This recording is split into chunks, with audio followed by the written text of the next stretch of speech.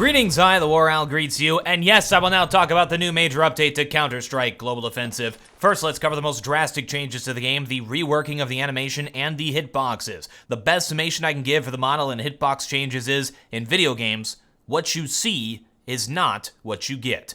Models, which is what you see, are very complicated visually, so to reduce calculations and make the game actually possible to run, calculations are done on an invisible, simpler representation of the model. We've long had problems in Counter-Strike Global Offensive of the model not lining up properly with the hitbox. You could clearly see this if you turn the settings on to show like what the server sees and what the client sees and where the shots go, or just look at a picture of the hitboxes. For example, the most public was the issue with the jumping hitbox. The hitbox was much lower than the model. The change here, which is a complete rewrite of all of these animations and the hitboxes, now have the model as a more accurate representation of the hitboxes. Basically, what you see is what you get. Not exactly, since that's impossible, but more so. It will make the game much smoother. It will make shooting feel more fluid, less hectic. There will be less of those, "What? How did I miss him?" moments. And all around just makes for a fundamentally better gaming experience, especially for a competitive game like Counter-Strike, where every little pixel, every little millisecond counts. While all the animations are completely new, your brain might not even consciously notice them while playing unless you look for them, but I assure you, you'll notice it subconsciously as you play.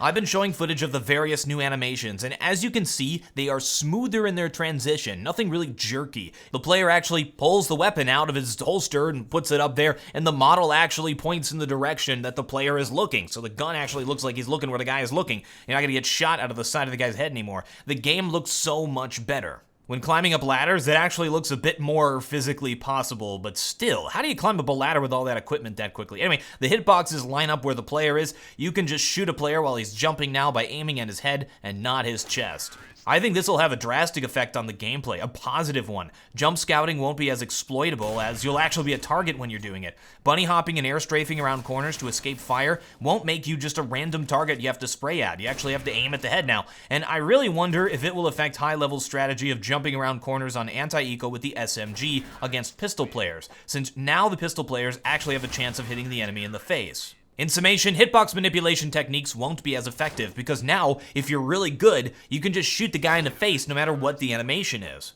The best change is the new Defusing Animation. The CT pulls out what looks like a multimeter with the two wires plugged into the bomb, not holding his hand out looking like he's trying to defuse it with his Jedi mind powers, or like Neo disabling the giant robotic squid monster. Wait a minute, how does he hold a machine gun with one arm? How does he hold the multimeter and the pistol at the same time? Clearly, this game is unplayable! Now, I have to take the time to mention, a lot of people are complaining about these changes. That is definitely to be expected. I've been playing Counter-Strike for 15 years. This community, even more so now that we have vocal ringleaders on the internet, has always been opposed to any bit of change whatsoever, and not in a constructive way. It's important to look at these changes for what they are, figure out how to use them, not have an immediate negative knee-jerk reaction to anything different and new because some blowhard on the internet told you to. Now let me tell you why I think the $100 change to Zeus is a stupid idea. I'm gonna start a change.org petition to stop this madness. It's the only way we'll get real change in this world. Online petitions, so we can pretend people care what we have to say. The Zeus price has been lowered to $100, as it was during the party event. I predict this will drastically affect the current meta of the competitive side of the game. It's so cheap, it actually makes sense to use it on eco rounds on CT side in certain positions where terrorists must push you. The big problem is, it's a one-hit kill. It doesn't matter so much with a Glock or a USP because those take so many shots to the face. Now it makes sense to just spend the $100 and you still have a chance to immediately kill a full-blind player. I can see this being used at Drop and B-Site Cobblestone, Apartments and Inferno and Mirage, plenty of close-range positions on rounds where players normally would have full saved because they can't afford the $300 for the P250. Now, I really think the price needs to be changed to $300 for the Zeus, the same as the P250, because then you have that choice. Back to the hitboxes, sorry for the detour. Along with the animation changes is a complete rework on how hitboxes are done. And in the case of player models, I don't even know if we can call them hitboxes anymore since they aren't boxes. They're not polygonal, three-dimensional shapes anymore. They're capsules. Imagine a geometric shape. Actually, you know what? This is a video. I can show you. 2 points make a line. Now, everywhere along that line, you draw a spherical distance from that line in 3 dimensions. You can think of it like an infinite number of spheres drawn along the line. This makes a pill-looking shape. This is what our new hitbox looks like, and it makes perfect sense for a replication of the human body. People are round, some more round than others, and some get around. I think I need a round of applause for that one. The hit capsules are a more accurate representation of the model. They're a bit larger too, so it will be easier to actually hit an enemy. And I think it's really smart what they did here. And I think this is a great change overall. Anything to counter the imperfect simulacra of models and hitboxes. The M4A1-S has seen a nerf, with the spray pattern being slightly more difficult to control, which I think was a great change because it was always tighter than a nerd's necktie. The fire rate has been reduced significantly, and it's now the same price as the M4A4. Now, before people explode here, the reason for changing the M4A1-S is pretty apparent when watching pro games. Players do not use the M4A4, with the exception of Freiburg and me. Since the weapons share the same slot, they want to increase the variety of use, taking this as a sign that the M4A1-S is the stronger weapon. But in reality, since it isn't possible to switch weapons out mid-game, it's possible the M4A1-S is just a stronger weapon overall. More useful generally, given the vast different types of situations in the game, where the M4A4 with its extra ammo is more useful in some situations. In a game where teammates can buy each other weapons, the idea of having slots to switch out weapons doesn't really add much here. It might be a good idea to just allow the purchase of any weapon the player pleases. As it is now, many analysts are saying the M4A1-S is now better at longer distances, given the spray pattern, versus the M4A4, and that the M4A4 would be better at close distances. After playing with the weapon for a number of games, I noticed the decreased fire rate of the weapon, being the biggest change, actually makes the lower number of rounds in the magazine seem less noticeable. The elephant in the room. Folks have noticed that the armor penetration nerf to the M4A1-S has not been implemented. In fact, I worry about such a change. If the M4A1-S isn't a 2-hit headshot kill, or isn't a 1 headshot, 1 stomach kill, it might completely ruin the use of the weapon, making even the FAMAS a preferable choice. With the Terra sporting 1-hit headshot machines at a much cheaper price, I think this will drive folks to the M4A4 in droves and hurt the balance of the game.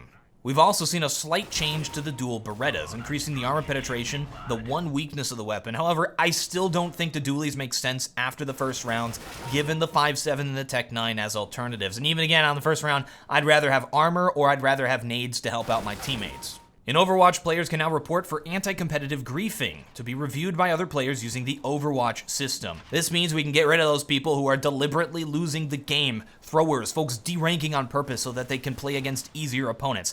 Thank goodness for this change. These people ruined so many games. It only takes one of these guys to ruin the experience for 9 others. Another very interesting change, now your gun model doesn't stick through walls. It's very thin walls. Instead of going through them and seeing it from the other side, it makes them disappear, which is really cool how they did that, but at the same time, a little bit controversial because that was kind of a big mechanic of the game, is making sure your gun does not stick in through these sorts of things. So many kills are done because players sticking their gun through the wall. Now, I know it is silly, and if you made a game from scratch, you wouldn't have added that in there, so I do support the change. Now, a lot of bugs have come as a result of this change. Some funny ones, like invisible players, and sometimes it not working and stuff like that. Bugs get worked out, guys. Keep finding them, keep reporting them. Feedback is good. I'm sure Valve really appreciates all the work that everybody in the community is doing and giving feedback. Overall, this update is massive and represents the continued positive direction of the game. I am ecstatic regarding the animation and hitbox changes. They've really improved the game greatly, and using capsules instead of polygons is really smart.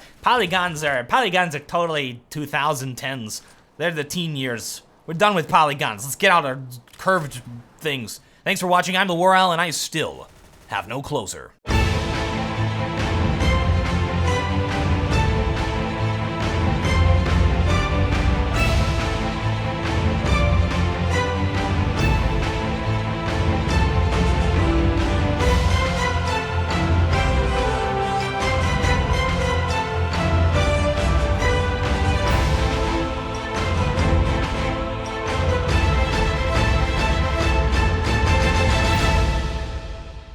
Yarg, ya mateys ahoy! Captain Longbeard's on deck. I'll be finding some pirate booty, yarg! Let's find out what's in Davy Jones' locker. Round and round ye fates does go. When it stops, we'll yell and ho. Yarg, it be worth just a piece of eight. Garbage, yarg! September 19th is International Talk Like a Pirate Day. Have fun, laddies. Yarg, we gotta get to 10 minutes.